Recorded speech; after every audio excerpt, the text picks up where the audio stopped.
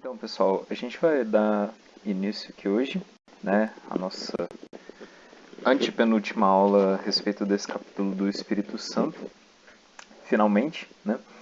Eu só tô com um problema com relação à gravação das aulas, que nem eu tinha falado com vocês, e é um problema do sistema do computador mesmo.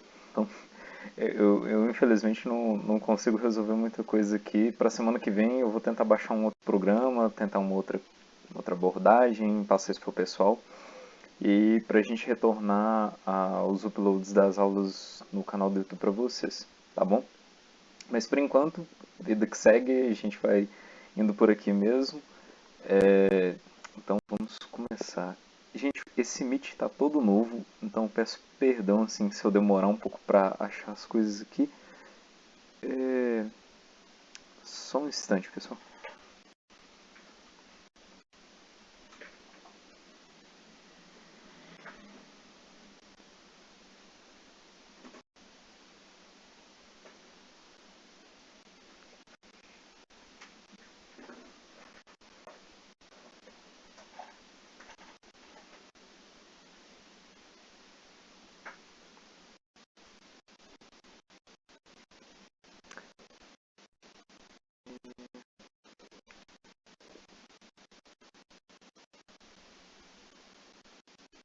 Deixa eu ver. Pessoal, vocês têm a minha tela aí? Todo mundo tá vendo?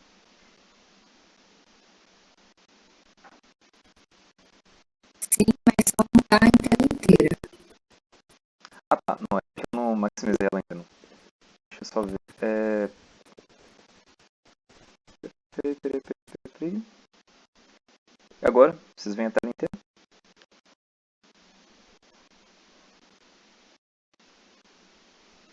Sim, Ah, tá ótimo então. Então, vamos lá pessoal, aula de número 24, tá? É a respeito de uns 4 pontos bem principais da igreja. A gente vai tentar entender eles hoje. E qualquer dúvida, como sempre, vocês, por favor, me interrompam, tá bom? Então, vamos lá. Em nome do Pai, do Filho e do Espírito Santo. Amém. Meu Senhor e meu Deus, creio firmemente que estás aqui, que me vês, que me ouves. Adoro-te com profunda reverência. Peço-te perdão dos meus pecados e graça para fazer com fruto este tempo de estudo. Minha Mãe Imaculada, São José, meu Pai e Senhor, meu anjo da guarda, intercedei por mim. Santa Teresa d'Ávila, rogai por nós. Então, ok, pessoal. O tema da aula de hoje ele vai dizer respeito de 2 aspectos que são bem importantes assim. O primeiro é a respeito de 4 qualidades que a gente dá para a igreja, né? Que a gente reza no credo. A igreja como sendo una, santa, católica e apostólica. O título da aula é esse, porque eu acho que é o corpo mais essencial do que a gente vai demandar mais tempo. Só que também a gente vai ver um pouco a respeito do parágrafo 4, né, desse capítulo, que é a respeito dos fiéis de Cristo. E aí vai dizer a respeito da hierarquia da igreja, vai dizer a respeito do nosso papel enquanto leigos, e também a respeito da vida consagrada, né? Vai nos dar algumas ideias, vai nos clarificar alguns pontos a respeito dessa riqueza e diversidade de estados de vida. Então, é praticamente isso, né? Mas vamos então começar do começo. Vamos lá então a respeito da primeira qualidade da igreja, que é por que a igreja é una, né? A igreja é una. O que o catecismo ele quer dizer trazendo sobre a unicidade da igreja, né? Significa que ela é una graças à sua fonte, né? O Pedro, na semana passada, ele passou um pouco dessa ideia, o Mike, há 2 semanas atrás, enfim, de que a igreja ela é um retrato, né, o corpo místico daquilo ao qual o Cristo ele é cabeça, né? Então nós somos né, um só corpo, formado por diversos membros, quase que um sentido metafórico, né? E encabeçado por uma única cabeça, né? Essa grande diversidade de dons e carismas, né, ela é um dos símbolos, né? Ela é uma da representação do porquê, né, da unicidade da igreja, né? O que mantém esses vínculos de tantos carismas, tantos dons, tantos membros unidos, né? O primeiro de tudo é a profissão de uma só fé apostólica, né? Aquilo que os apóstolos eles professaram, nós, de idêntica forma, nós continuamos professando, né? Isso é um dos pontos que nos mantém unidos. O segundo é a celebração comum do culto divino, que são o quê? São os sacramentos, né? E o terceiro é a sucessão apostólica pelo sacramento da ordem, né? Não há como um corpo ele ter membros que sejam, vamos dizer assim, autossuficientes, né? Que não dependam do corpo. Para trazer a analogia para o corpo humano, né? Quando você tem um câncer, você tem uma célula e um conjunto de células, ou até mesmo um tecido, em que ele começa a trabalhar de uma forma independente. Ele não faz bem para o corpo, porque ele não exerce as funções ao qual o corpo precisa, né, daquela célula. Se você tem um câncer de pele, algumas células da sua pele, elas começam a ter comportamentos que são disformes do comportamento das células da pele, né? Isso acaba causando uma série de problemas, obviamente, né? O câncer pode, né, criar metástase, se espalhar por outras partes do corpo e, enfim, matar o corpo inteiro. De uma forma quase muito similar, isso também acontece, né, na igreja.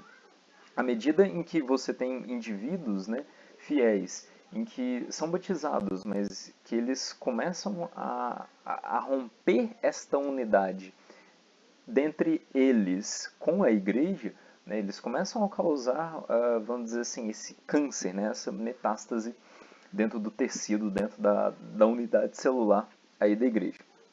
Tá? Essa é só uma analogia para vocês terem uma ideia, né? Então, qual que é importante trazer, né, o porquê dessa a igreja una? A igreja que Jesus ele entregou para Pedro, né, para governar, ela é hoje organizada como uma sociedade que subsiste na Igreja Católica, né, que é governada pelo sucessor de Pedro, a quem nós chamamos bispo de Roma, a quem nós chamamos de Papa, né, e os bispos que estão em comunhão com ele, né.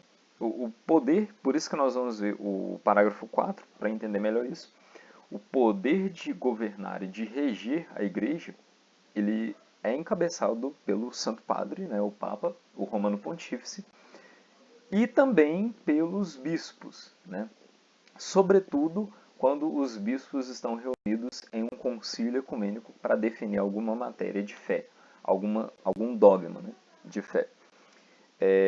E aí, como eu já falei, né, a respeito do câncer, que são as rupturas causadas nesse tecido orgânico da igreja, há 3 formas de que isso pode acontecer. Eu não vou me delinear muito, acredito que vocês já saibam, mas é só trazer para pontuar mesmo. Que o primeiro é a respeito da heresia, né? A heresia é uma forma de ruptura, a apostasia e o cisma. Qual a diferença entre um e outro? Primeiro de tudo, que a apostasia é a perda da fé, né? Quando o sujeito ele é batizado, mas perde a fé por alguma série de motivos, se torna ateu, agnóstico, ou enfim, né? E ele passa a desacreditar, não acredita mais nos dogmas da fé, não acredita mais naquilo que o corpo da igreja acredita, né? Segundo, a heresia. O que é o herege? O herege ele é o indivíduo fiel em que aceita alguns pontos centrais da fé, mas outros não. Como eu já tinha falado em uma aula, né, o herege vem do grego, que é haireses, e o haireses significa escolha, aquele que escolhe. Então o herege é aquele que escolhe o que quer ficar e escolhe o que não quer ficar. Não tem como uma pessoa ser católica, sendo que ela faz escolhas da fé. Ou ela aceita tudo aquilo que a igreja acredita, né? Porque, como já falamos, a igreja foi entregue de Jesus para Pedro, né? E aí para os seus sucessores, para que eles exerçam a sua missão apostólica e evangelizadora e de projeto de salvação no mundo. Então, se a pessoa fica escolhendo o que acreditar ou não, ele é um herege, né? E o ponto mais central, né, mais pesado, digamos assim, dentre esses 3 é o cisma. O que é a pessoa cismática? É aquele que ele foi em algum ponto herege, em algum ponto apóstata, né? E simplesmente causou um grande problema, levando outras pessoas a se separarem da igreja, o cisma, a separação, né? A gente tem até uma certa, vamos dizer assim, um jargão no linguagem popular, de falar que aquela pessoa é cismática demais, né? Cismática demais significa pessoa que é do contra, né? Quer fazer outra coisa em um outro sentido do que a maioria do grupo quer fazer. Enfim. E aí, né, só reforçando, o Cristo ele sempre dá à sua igreja o dom da unidade, né? O desejo de recuperar a unidade de todos os cristãos é um apelo do Espírito Santo. Sobretudo nos tempos em que a gente vive, sempre quando a gente fala na comum união da igreja, não significa que a igreja católica ela precisa, não é que ela precisa, né? Vamos dizer assim, barganhar os seus dogmas, barganhar a sua herança apostólica, barganhar o poder que foi concedido a ela diretamente por Jesus, para conversar e fazer uma grande festa, vamos dizer assim, com os outros cristãos e trazer todo mundo de volta. O que acontece? Que há uma é necessário diferenciar aí, então, o diálogo ecumênico do diálogo interreligioso. Quando a gente fala do diálogo interreligioso, são quando os líderes de várias religiões querem conversar em algum ponto em comum, e isso aconteceu com muita frequência no século passado, principalmente durante a Guerra Fria, né? São João Paulo II ele se reuniu algumas vezes com alguns líderes do islamismo, do budismo, enfim, para tratar de alguns pontos que eram muito afetados, né, na sociedade, a respeito de guerras, de fome, de N outras questões. Esse praticamente é o diálogo interreligioso, né? Não é, não é necessariamente, porque no imaginário popular fica, né, que diálogo interreligioso é transformar todas as religiões em uma só e tudo. Não que eu não acredite, eu acredito, né, que há algumas pessoas mal intencionadas que talvez queiram isso, né? Mas enfim, isso aqui não é uma aula de teoria de conspiração. Só que quando a igreja ela faz esse movimento de dialogar com os outros líderes religiosos, ela não está pensando, né, em hipótese alguma, nem o Santo Padre, nem os bispos, ao menos assim a gente reza, né, que não queiram isso, de transformar a igreja numa religião universal, né, de mistura de todas as outras religiões e tudo mais. Não é bem isso. Agora, quando a gente trata de diálogo, com as outras denominações cristãs, aí sim nós estamos falando de ecumenismo. Ecumenismo é tornar comum tudo aquilo que é diverso. Só que quando a gente se trata de ecumenismo, né, reforçando essa volta dos grupos cristãos que estão separados, né, sejam eles igrejas, né, como é o caso dos ortodoxos, sejam eles comunidades cristãs, como é o caso dos protestantes, né, a gente sempre está falando em trazê-los de volta. Né, e o diálogo aí vai funcionar em trabalhar algum ponto que tenha sido discordância no passado, né, um ponto teológico ou algo desse tipo. Né. Enfim, isso aqui é só para fechar mesmo essa parte do porquê que a igreja ela é una. Né. Qual que é o segundo ponto principal? Né? Qual é a segunda qualidade da igreja? A igreja sendo santa. Né. Primeiro, né, ela é santa aos olhos da fé. Se a cabeça ela é santa, obviamente o corpo também será santo. Né? Então, Cristo ele se entregou para a igreja para santificá-la. Né? A gente tem que entender que a igreja ela tem um papel fundamental na história da humanidade, principalmente na história da salvação. Não apenas enquanto uma entidade caritativa ou cultural histórica ou blá blá blá, não. Enquanto uma instituição, né, humana assistida divinamente para trazer aos homens a salvação, né, para transformar na humanidade uma prévia, digamos assim, enquanto Cristo não volta, né, do trabalho do novo céu e da nova terra que um dia virá, né? E assim nós cremos, né? Por Cristo e em Cristo, então, a igreja ela também santifica. Ela se torna um ente santificante. Se Cristo ele é o santo por excelência, a sua igreja, que é a sua esposa, a qual ele se doou inteiramente para santificá-la, ela também se torna um ente santificante. Por isso que nós falamos que a igreja é mãe e mestra. Ela é mãe enquanto nos acolhe, por isso una, né? E ela é mestra enquanto também mestra de santidade. Ela nos ensina esse caminho de santificação, né? E aí o catecismo ele vai trazer alguns exemplos, né, da Virgem Maria e dos santos como modelos, como intercessores, né? É sempre bom a gente lembrar, e acho que às vezes a gente esquece um pouco esse aspecto, quando a gente trata de igreja, a gente não fala só da igreja na terra, tá? A igreja, ela está dividida também a igreja no outro lado, né? Por assim dizer.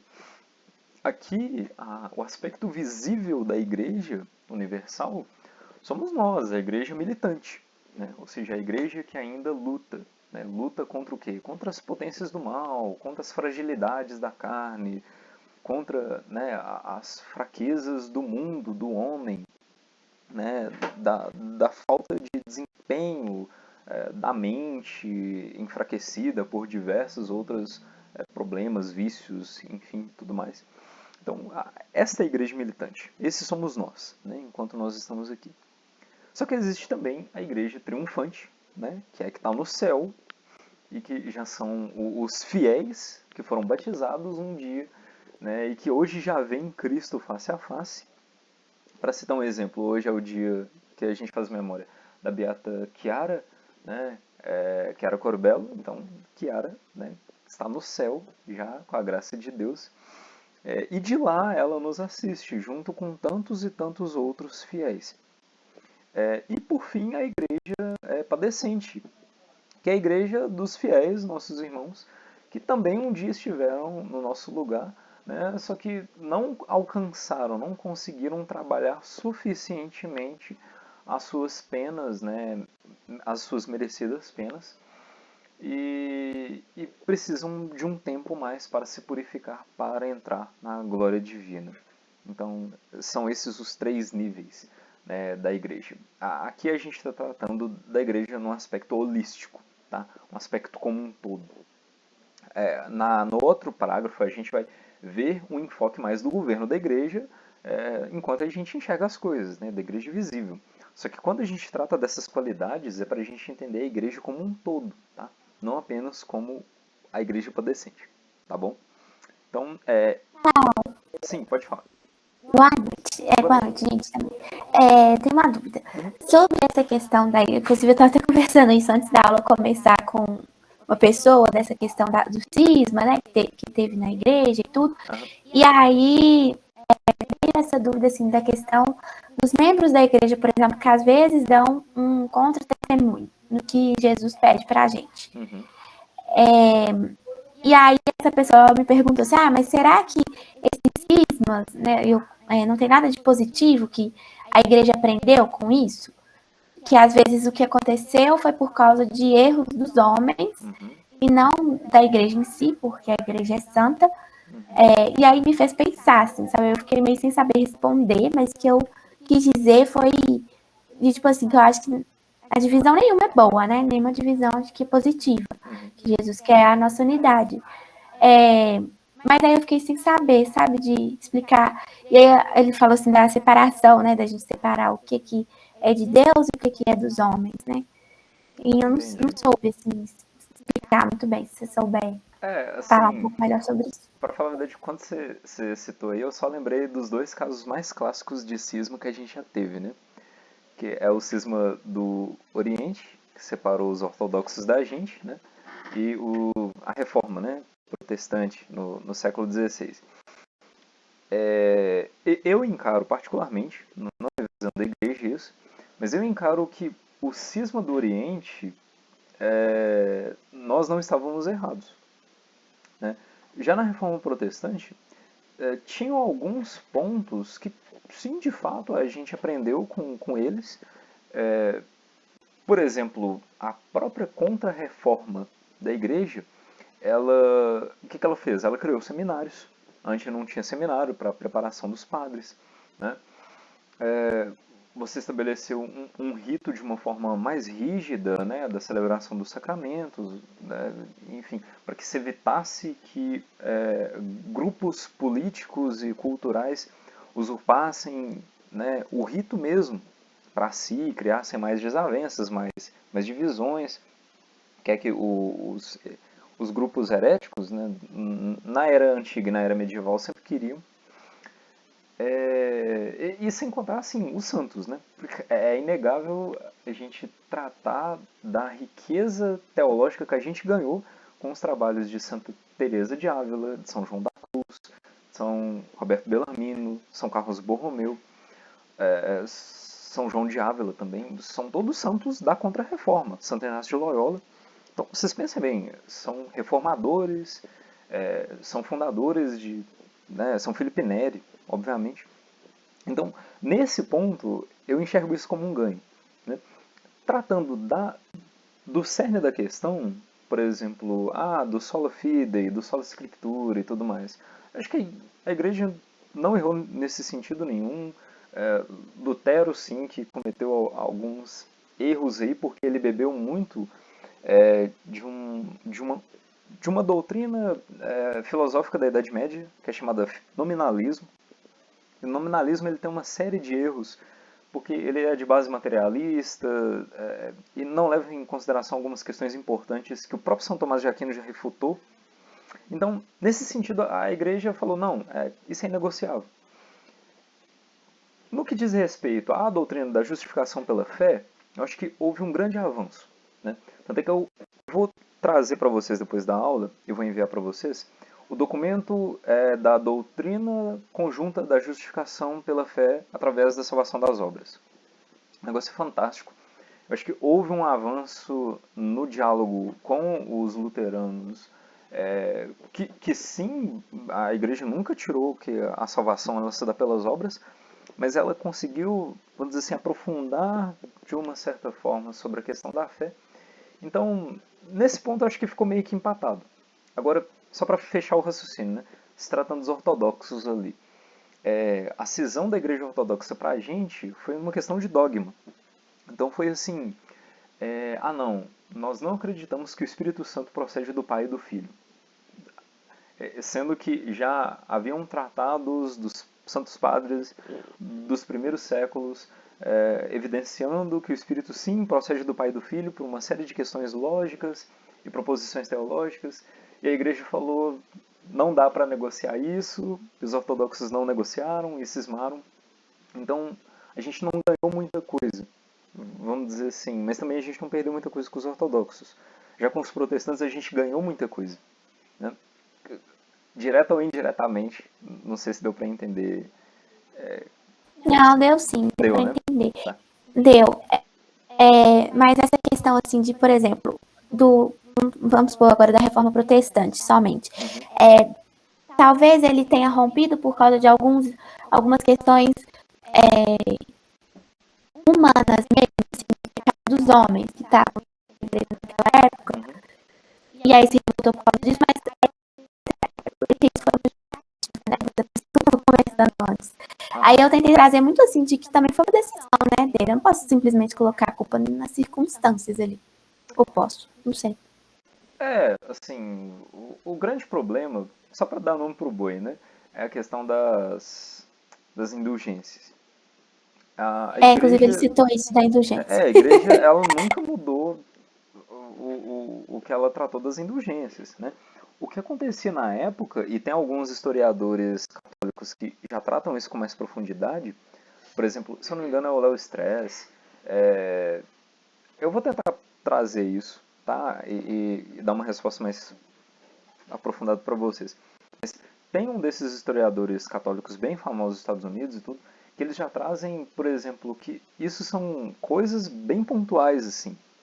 Então, era uma parte específica da Alemanha, né, onde o Lutero morava, que se havia um exagero mesmo na venda das indulgências, e isso é inegável. Então, assim, nesse aspecto, eu acho que o Lutero ele estava meio assim interessado em não criar uma outra igreja, em só reformar a igreja, mas ele já começou a trazer uma série de erros, tirou o culto dos santos, e não sei o que lá, e não sei o que lá. Ou seja, no fim das coisas, o que era para ser só uma reforma virou a criação de uma nova, e aí veio só mais cisão, enfim. Se a gente for olhar numa questão assim de discernimento dos espíritos, né? O que prova que o protestantismo ele deu errado? Vamos por assim colocar. Demonstra a imensa quantidade de denominações que existem, porque nenhum concorda com si. Por quê? Falta aqueles pontos essenciais que eu trouxe mais cedo, vocês lembram? A profissão de uma só fé apostólica, eles não professam uma única fé apostólica. Cada denominação que vai sendo criada, seja protestante histórica, seja pentecostal, não pentecostal, eles, né, enfim. Segundo, a celebração comum do culto divino dos sacramentos. Uns acreditam que é só batismo e comunhão, outros já inserem o casamento, outros já inserem outra coisa. Então, isso é sucessão apostólica. Por isso que a gente chama os protestantes de comunidades protestantes, porque eles não têm bispos, né, ordenadamente ordenados, vamos dizer assim. O que já é diferente dos ortodoxos. Eles seguem uma sucessão apostólica muito rígida, muito, muito, muito similar à Igreja Católica. Então, o que já dá uma certa distância, vamos dizer assim, se tratando de autoridade. Eles não têm uma autoridade que vai dizer assim, olha, não, isso aqui é dogma de fé. Todo mundo vai cair para dentro, né? E vai falar, não, porque não acredito nisso, não sei o que lá. Então, dá para se perceber que essas cisões e cisões e cisões, elas não são fruto do Espírito Santo. Simplesmente assim. E o que fez a igreja permanecer unida foi exatamente o Espírito Santo, né? O Papa Bento XVI, ele tem uma frase que eu acho que ela é incrível. Se você olha para a história de 2000 anos da igreja, você vê claramente que isso aqui não é humano. Não tem como, em 2000 anos, uma instituição ela ainda não ter acabado. Né? Com tantos papas que foram ruins, né? com tantos governantes maus, com tanta interferência de rei, de imperador, de perseguição, de não sei o que lá e tudo, e a gente não acabou ainda por erro humano, né? Assim, um claro sinal, uma clara evidência de que, de fato, né? Há algo além do humano que está governando isso tudo aqui. Não sei se fechou o raciocínio, Natália. Eu começo a devagar demais. Não, foi ótimo. Eu acho que já me ajudou muito, assim. Realmente é porque é um assunto que eu não sei muito bem. Eu não, enfim, tem que estudar mais a fundo, né? Sobre essas questões todas para entender melhor.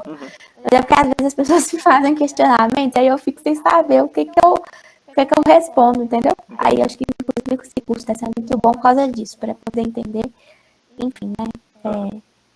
Dizer mesmo o que é de fato o que aconteceu. Só completando um pouco aqui, eu achei muito legal que a Natália trouxe essa discussão, mas com a frase de São Tomás de Aquino, que ele diz, né, gente, que Deus permite que os males aconteçam para tirar deles um bem maior. Eu acho que esse ponto, ele traduz muito essa situação, sabe? Quando acontecem coisas que começam de forma muito errada, mas Deus, ele sempre pode tirar algo maior daquilo, né? Tava até, eu acho que essa frase naquela parte sobre a queda do catecismo que a gente leu. Mas eu acho que quanto a esse tema dos cismas, da questão da reforma, eu vou até ver se eu encontro as aulas do Padre Paulo, porque ele coloca muita coisa interessante e eu compreendo demais essa inquietação, porque muitas das vezes as pessoas vêm bem intencionadas nos perguntar, nos questionar sobre a nossa fé, mas muitas vezes também vêm mal intencionadas. Então é importante a gente sempre estudar, buscar mesmo. Eu vou ver se eu consigo mandar lá no grupo para a gente poder assistir, mas só fechando aqui, igual o Paulo falou, né? O Padre Paulo trouxe uma abordagem que colocou que Lutero, ele sempre foi mal intencionado, porque ele duvidava da santidade desde o início. Então, assim, o que prova que é muito, assim, uma questão de já começar errado, né? Esse cisma. Então, assim, é importante a gente buscar essas fontes para poder defender mesmo a nossa fé e não defender só por, claro, né? Por crer, mas também ter esses argumentos, porque racionalmente a gente consegue fechar esse fechar essa inquietação e responder, às vezes, essas perguntas. Mas, assim, eu acho que é isso mesmo. Deus tira sempre coisas boas, tira as coisas novas e boas. Mas a gente tem que olhar, a gente vê com um olhar mais atento, analisando, a gente percebe que muitos prestaram um grande serviço à nossa Santa Igreja Católica. Não, com certeza. Isso que a Rafa falou é tão importante, gente, porque até me fez lembrar um ponto central que o catecismo não trata nesse aspecto aqui, só que é importante até corrigir. Eu mesmo fazia isso. Falava que a igreja é santa e pecadora. Mas, calma, o catecismo mesmo, ele deixa muito bem claro isso aqui, né? A igreja, ela é santa porque Cristo a santificou, né? E ela se torna um ente santificante também. A igreja não pode ser santa e pecadora. A igreja, ela é santa. O que acontece é que a igreja militante, né, que somos nós aqui, os pobres pecadores no Vale de Lágrimas, nós somos pecadores. Os membros da igreja são pecadores, mas ela não. Ela é santa. Né?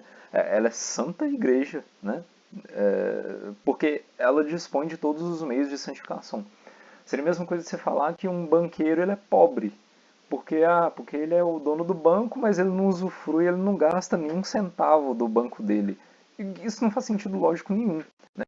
Se o banqueiro ele é dono da instituição, né, a instituição banco ela não é pobre porque o dono dela, entendem, não tem nenhum centavo. É uma coisa ilógica a gente ficar afirmando isso. Né? A igreja é santa e pecadora. Enfim, isso é só para fechar o raciocínio aqui também. Uma coisa que essa pessoa me trouxe também é que, tipo assim, que talvez essas coisas aconteceram por conta. Aí ele falou, né, assim, da gente procurar os porquês de que determinadas separações aconteceram, né? É importante a gente saber isso. E talvez isso seja por conta, inclusive, da questão humana mesmo, né? Da igreja, dos pecados, dos homens, mas que não nada tem a ver com a essência, né? Da santidade mesmo, como a gente está falando. Exatamente. Acho que assim... E na época também devia existir, né, uma orientação, eu não sei. Acho que a igreja deve ter provavelmente falado, né, com Lutero, tentado estabelecer algum acordo, alguma coisa assim. Com certeza, Natália. Se você pegar a história assim, do Lutero, você vê que se tentaram várias e várias vezes estabelecer diálogos entre os legados papais, né, os enviados do Papa e ele, até chegar a um certo ponto que eles fizeram... Foi uma espécie de concílio, mas foi uma concordata. É uma reunião muito importante, assim, no qual o Lutero ele teve a oportunidade de desagravar as acusações. Tudo começou assim muito calminho, né? Vamos dizer assim, só no aspecto teológico das solas e das 95 teses, e depois acabou ficando uma coisa pessoal demais. Né? Lutero queimou a bula de excomunhão que o Papa emitiu para ele, porque ele afirmou piamente que não acreditava em dogmas muito centrais da fé. Então acaba que a gente vê esses casos polêmicos da história, assim, o mundo tende a interpretar a igreja como uma grande vilã, mas é muito pelo contrário. Né? Se a gente vê pelo lado da igreja, a gente vê que a igreja usou e dispôs de todos os meios, enquanto mãe, né, de corrigir os seus filhos, né, que estavam tendo ideias cismáticas e tudo mais. Só que eles, por sei lá o que, influência maligna, orgulho, ou qualquer outro meio, assim, se dispusia de ir contra ainda, né? Esse meio de reconciliação e tudo mais. Lutero foi um deles, não sei se Calvino talvez foi, mas os grandes hereges do passado, né, Nestório e Ário, que são daquelas, né, lá dos primeiros séculos, também foram bem idênticos, então é triste, né? Eu acredito que se a igreja fosse uma mulher, né, uma pessoa, né, de carne e osso, assim, ela ficaria muito triste com essa situação de ver os seus filhos, né, cometendo esses erros e não querendo reconciliação. Acho que de um igual modo como Deus, ele não é que Deus fica triste, né? Deus assim, a Trindade, mas Deus ele amarga muito o coração de Deus ver nós cometendo pecado, né, e indo contra a sua vontade. De um modo muito semelhante à igreja, né, com aqueles que se cismam, que separam, que perdem a fé e tudo mais. Tá, citando... De nada, que isso. Citando então a quarta qualidade, né? Por que a gente chama então essa igreja que é única, que é santa, de católica? Católica, isso aqui a gente pode pedir direito de marketing por Edir Macedo, tá? Porque a nossa igreja é universal desde 30 depois de Cristo. A igreja universal dele é só desde 1980. Mas brincadeira à parte, pessoal. O universal ele vem do grego, o católicos, né? Nesse sentido de que ela abrange o todo, né? Ela é segundo a totalidade, ela é segundo a integridade de tudo, no qual está presente, né? Onde está Cristo, aí está a sua igreja, nos vai dizer Santo Inácio de Antioquia, né? A igreja ela é católica porque Cristo está presente nela e recebe dele a plenitude dos meios de salvação. Ela é católica também porque Cristo a enviou em missão à universalidade do gênero humano. Então ela é duplamente católica.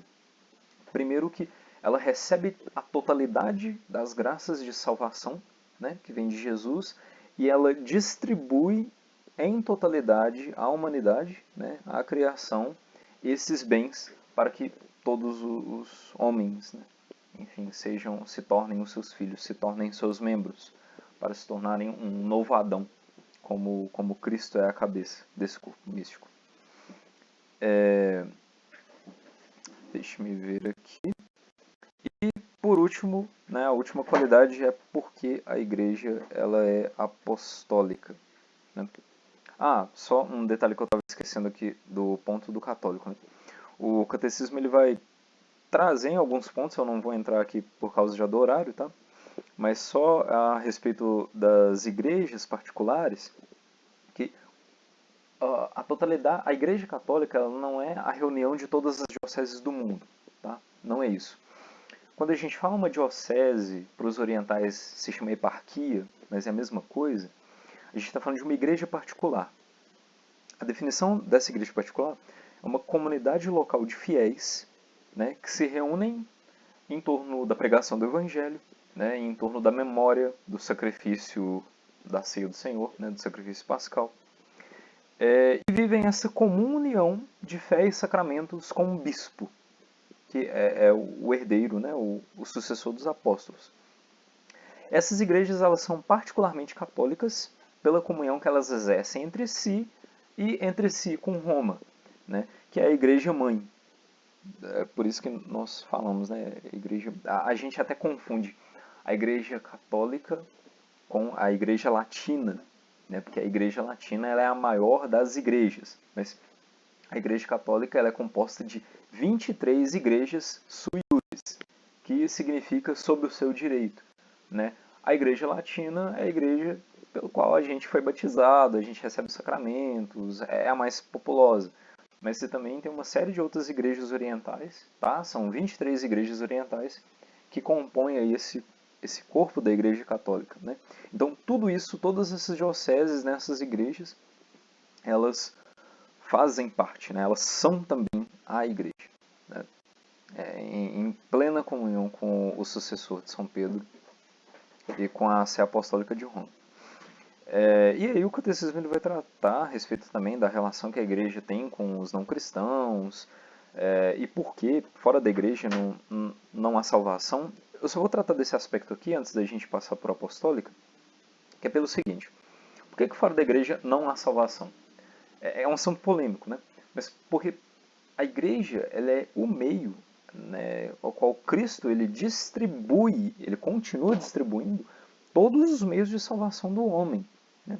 Há pessoas que tentam relativizar essa questão também, falam que não, que na igreja que salva, é Cristo que salva e tudo mais. Beleza, é Cristo que salva mesmo. Só que o Cristo que salva deixou a sua esposa, a igreja que salva também, para que os homens se associem, né, se tornem filhos, membros dela, e recebam os meios de santificação. Paulo, quais são os meios de santificação? Os sacramentos. É por isso que a gente não pode afirmar, e com todo perdão da palavra, o respeito também a corrigir, mas a gente não pode afirmar que uma igreja neopentecostal ela vai salvar as pessoas, não vai. Porque ela pode ter o batismo, ela pode fazer uma memória uma vez ou outra no ano ali da ceia, só que aquela memória da ceia nunca vai ser a presença real do corpo e sangue de Cristo. O líder religioso, ele nunca vai ter o poder, pelo sacramento da ordem, de perdoar pecados. Ele nunca vai poder, né, ali justificar, né, assim, o matrimônio entre dois casais, né, entre o casal, perdão. Então, a igreja ela nunca vai poder confirmar na fé os seus membros e tudo. Então, vejam, quando a gente trata que só a igreja é salva, a gente não está sendo orgulhoso. A gente só está reafirmando que a gente vê para as outras denominações, a gente vê até mesmo para outras igrejas ortodoxas que são muito similares a gente e fala, nossa, tem até algumas coisas que são bem assim, interessante, é diferente e tudo mais, mas não a salvação. Porque só aqui nós encontramos a sucessão dos apóstolos desde Pedro, ininterruptavelmente.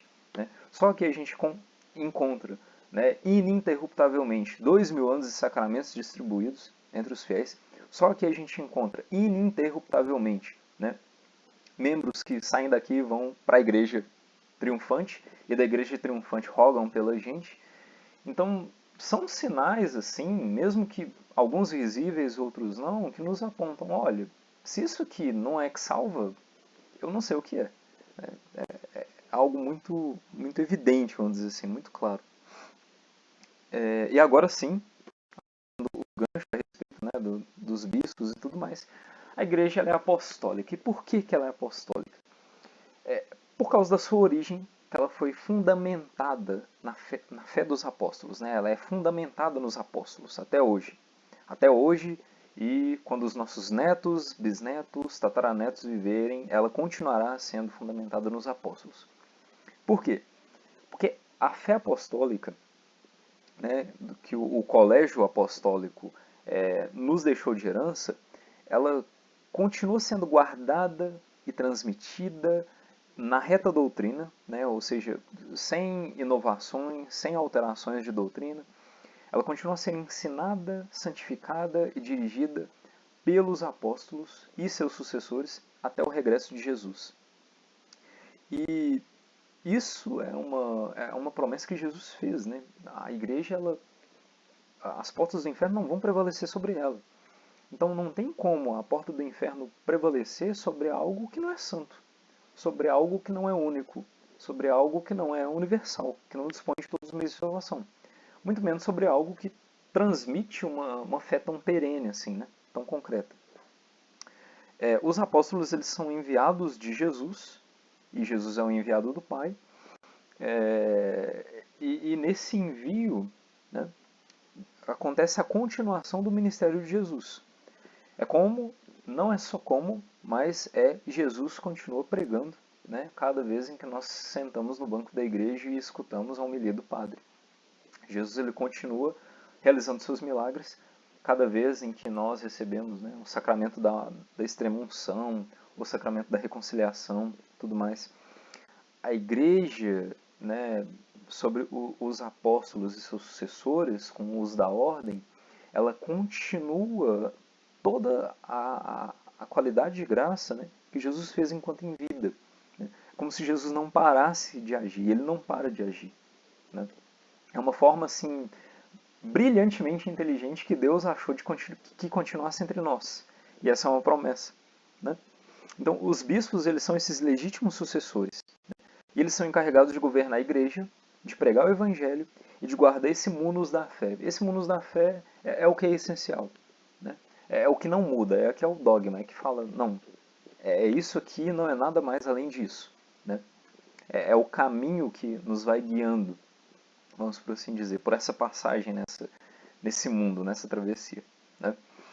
E aqui, pessoal, eu vou dar um pulo do gato, tá? Mas tá acabando mesmo aqui, o parágrafo 4 ele é um pouco menor. Ele vai dizer a respeito de nós, né, dos fiéis. E aí se divide, né, entre o clero, na hierarquia, né, clerical, e entre os leigos e entre os consagrados. Os consagrados são os nossos religiosos, que vivem a vida orante, mais ativa. Os fiéis somos nós, né? E o clero já são os membros ordenados E aí a gente vai destrinchar um pouco mais do porquê, né? Cada um tem um certo aspecto, carisma diferente. Primeiro de tudo, quem são os fiéis? São todos os batizados, né? Incorporados na Igreja de Cristo. E nós exercemos 3 funções muito similares a Cristo, né? Nós temos a função sacerdotal, nós temos a função profética e a função real de Cristo. E nós exercemos essas funções, né, à medida em que nós estamos, vamos dizer assim, mais em comunhão com a própria igreja, né? À medida em que nós caminhamos na santidade, nós exercemos essas funções de uma forma mais intensa e mais evidente do que, por exemplo, à medida em que nós escolhemos não viver em santidade, né? Por aí vai. O primeiro aqui é a questão da constituição hierárquica da igreja, né? Então, é a respeito do Santo Padre, dos bispos, dos padres, dos diáconos, né? Então, o catecismo ele especifica que a fonte de todo o ministério é Cristo, que o institui, né? E que dá autoridade, dá missão, orienta e dá finalidade a tudo isso, né? O ministério sacramental, então, ele é um serviço exercido em nome de Cristo, que tem um caráter pessoal, e um caráter colegial. E o catecismo ele vai trabalhar um pouco mais detalhadamente na diferença desses caracteres. Enfim. E aí começa tratando a respeito, né, do Santo Padre e dos bispos. No Santo Padre, aquilo que não é novo para nós, né, é o sucessor de São Pedro, é o perpétuo e o visível fundamento que liga a unidade, né, de toda a Igreja Católica em si, dos bispos e dos fiéis. O Papa ele é o servo dos servos de Deus, não porque ele tem mais poder, ou tem mais influência, ou o que quer que seja, mas porque ele tem mais responsabilidade, né? E imaginem a tarefa em que um Papa tem em um dia, né? Ele é o responsável por manter unido mais de 1,2 bilhões de fiéis católicos de 23 igrejas que recebem os sacramentos dados por Cristo todos os dias, durante a vida, né? Ele é o encarregado de pontificar, né, de governar, por isso pontífice, tudo isso, né? Por isso que ele tem esse poder supremo e que ele exerce esse poder supremo não sozinho. Não se enganem. O Santo Padre ele pode definir algumas coisas sozinho, que é o caso que a gente dá o dogma da... Nossa, eu esqueci o nome, né? Da infalibilidade papal, né? O Papa ele define dogmas assim. Não é assim do nada, o Papa ele quer definir um dogma e acontece, tá? São coisas que demoram anos e anos. Por exemplo, o último dogma, né, que foi definido, ele foi em 1950 por Pio XII, né, o venerável Pio XII, e foi da Assunção da Virgem Maria. Esse relato, né, o tema tratado da Assunção, ele já tinha sido discutido desde os anos e bolinha, né, desde o primeiro milênio da Igreja. E sempre com doutores e teólogos e mentes de peso na Igreja, trabalhando prós e contras de Maria ter mesmo subido de corpo e alma para o céu ou não. E o que aconteceu foi que Pio XII, em 1950, ele já vinha assim, já haviam trabalhos mais recentes indicando, né, de forma teológica, de forma lógica, apontando para o que a fé já dizia, né, de que não, de fato, Maria subiu de corpo e alma para o céu. E ele só esperava, digamos assim, um sinal do céu, né? Tem um relato muito bonito que diz que aconteceu não lembro se foi uma aparição mariana, mas foi algo mais ou menos do tipo assim, no ano, né? Era muito próximo e meio que confirmou assim, né? Deu a confirmação para ele. Foi uma criança que foi uma vidente dessa aparição e tudo mais, na Itália mesmo. E aí ele acabou, não, de fato, né? Acredito que se a fé está apontando, Então, encerra aqui essa discussão de milênios, né? E aí ele pega e afirma, ele define dogmaticamente, né, que não, Maria subiu em corpo e alma para o céu.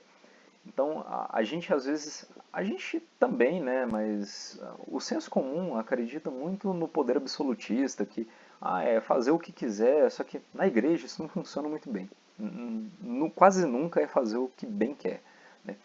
Principalmente o Papa. Ele tem uma série de obrigações a serem cumpridas para que a igreja mantenha a continuidade, né? Humanamente falando, por assim dizer. Só que ele não exerce esse poder, né, de definir esses pontos centrais da fé sozinho. O concílio, que é a reunião de todos os bispos do mundo, um concílio ecumênico, ele também tem um poder equivalente, né? Então o concílio ecumênico do Vaticano II, muita gente fala que o concílio do Vaticano II só foi pastoral, não foi dogmático. É uma falácia, é uma mentira. O concílio ele teve constituições dogmáticas, ou seja, coisas que não podem ser alteradas. Então, são as cláusulas pétreas, né, por assim dizer, que não podem ser alteradas. Então, só aí para dar esse detalhe. E aí, por fim, os bispos eles têm três ofícios essenciais entre si, incluindo o Papa, que o Papa é um bispo, né, que é o ofício de ensinar, o ofício de santificar e o ofício de governar. Só para resumir, né? O ofício de ensinar é que o bispo ele é a autoridade primária, né, no anúncio do evangelho para todos os homens. Todos os homens. Né? Sendo os autênticos doutores da fé apostólica, para ensinar e interpretar as Sagradas Escrituras. Né? Aí que entra aí a beleza, né, do magistério vivo da igreja. Os bispos são o magistério vivo. Né? Isso é fantástico. O segundo, que é o santificar, né? Eles oferecem um sacrifício eucarístico, né? Junto com todo o seu clero, junto com todos os seus presbíteros. Né? Eles oferecem um sacrifício eucarístico em prol da santificação da humanidade inteira, em prol da santificação da igreja. Né? E também santificam a igreja com a sua oração e com o seu trabalho. Né? Pasmem, os bispos também rezam. E os bispos trabalham, e trabalham muito. Né? Trabalham, acho que tanto quanto a gente possa imaginar. E, por fim, a questão do governo. Né? Por serem sagrados, né, eles serem consagrados de uma forma muito especial, né, não é qualquer um que vira bispo, um padre, né, vamos dizer assim, que tem um conhecimento muito profundo da Sagrada Escritura, que tem uma vida de oração também muito robusta, né, muito profunda até, talvez até mesmo mais ascética, assim. São esses tipos de sacerdotes que são eleitos bispos, né? São sagrados bispos. Então, é só prestar atenção. Há até uma certa diferença, assim, quando você ouve uma homilia de um padre e quando você ouve uma homilia de um bispo. Né? Claro que há casos e casos, infelizmente, mas na grande maioria, não sei vocês, reparem na próxima vez. Quando o bispo for na sua paróquia, ou você vê uma homilia de um bispo, tem sempre assim um conhecimento mais aprofundado da Sagrada Escritura, traz uma coisa da tradição de uma forma mais rica, mais bem distribuída na fala ali e tudo, e parece que te clareia de uma forma mais segura. Isso é um claro sinal desse governo, essa assistência direta do Espírito Santo. Né? Por isso que eles exercem com autoridade o poder que Cristo deu, né? De governar, de apacentar as ovelhas. Né, que somos todos nós. Aqui, a respeito dos fiéis leigos, tá? Só para... Aqui eu trouxe, né, as três funções, que é a função sacerdotal, a profética e a real. Só para resumir, então, né, a vocação dos que não fazem parte das ordens sacras, né, e do estado religioso é de que nós procuremos o reino de Deus, nos ocupando das realidades temporais e ordenando essas realidades segundo Deus. Né? Ontem foi dia de São José Maria Escrivá, eu não acho cara mais sensacional para a gente entender isso aqui. Né? Ser santo deixa rastro no cotidiano. É tecnicamente isso. Né? Nós, leigos, nós temos o dever de trabalhar para que a mensagem divina de salvação ela seja reconhecida e recebida por todos os homens. E como nós fazemos isso? Através dessa participação. A função sacerdotal, né? Com toda a nossa vida, todas as nossas obras, nossas orações, nosso apostolado, nossa vida familiar, nosso trabalho, né? Nossas dores, a gente participa também da função sacerdotal de Cristo, oferecendo para Ele os nossos sacrifícios.